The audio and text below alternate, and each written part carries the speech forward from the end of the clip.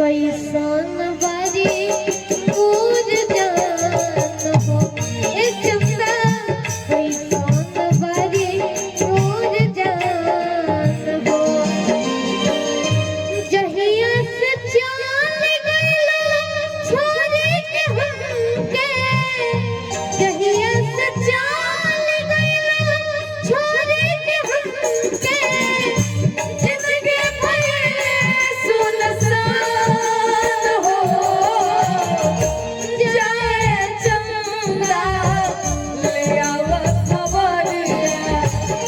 जाए चंदा ले आव खबरिया कैसन बारी मोर जान हो ए चंदा कैसन बारी मोर जान हो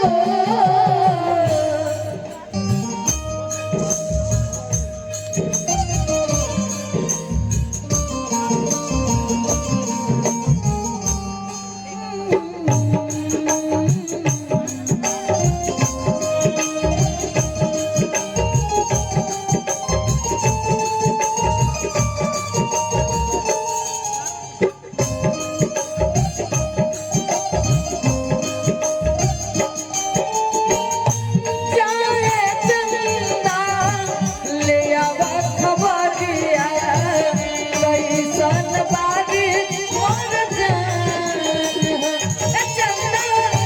कैसन बारी मोर जान हो औरी आगे लइका का कहता रघु बाबू खूब पुरवे में हमरे रहत रहनी कब कोरबे में हमरा रहत रहली छन भर जुटाई ना कहत रहनी छन भर जुटाई न सहत रहली सन पे ईट उद्योग के मालिक छोटू सिंह जी के तरफ बहुत सारा आशीर्वाद है।